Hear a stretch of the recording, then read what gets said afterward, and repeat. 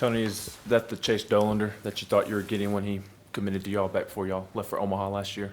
Yeah, but also a little better. The off speed was a lot better than it was last week. It's been, Georgia Southern, even the first weekend of the year, it's been really good. It just wasn't that great last week.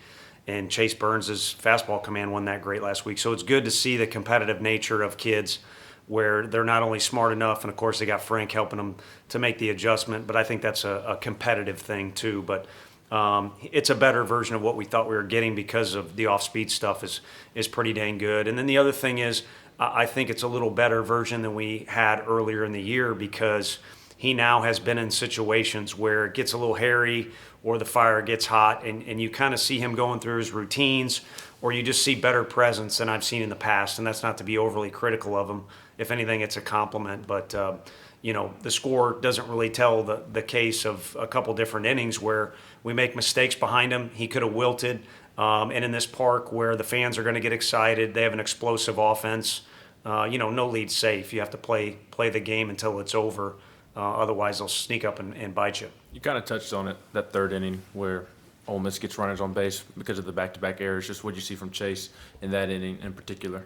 Just keeping his calm. And, it's not like you can dial it up and throw any better than you're throwing when he's throwing the way that he is.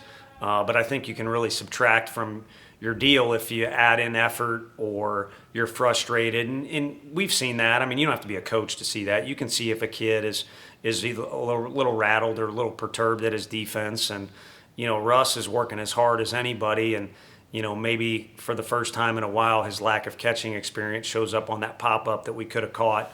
But overall, just the defensive effort was not great. Now, you could also argue in their favor. There was a lot of quirky balls that were hit, not just for us, but Drew Gilbert's hit down the line.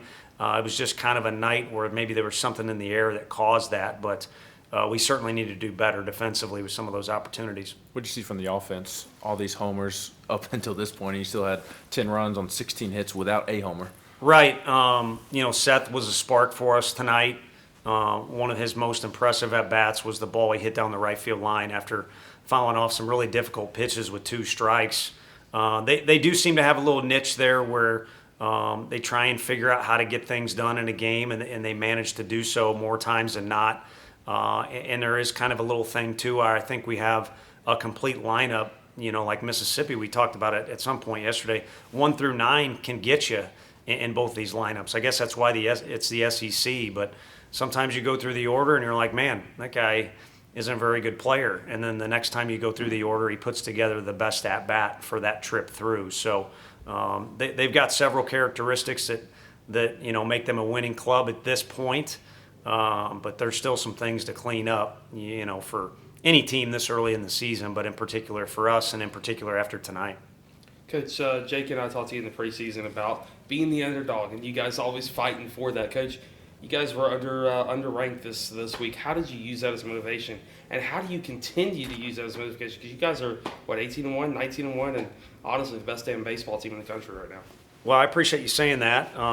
Again, you let your athletes be athletes, and we're blessed that we have some great athletes to work with. But there were times tonight we looked like we don't practice at all. So I think. It's important to stay humble in this game, otherwise it will humble you in a hurry. But we kind of have a deal, I think, where there's some internal competition for playing time.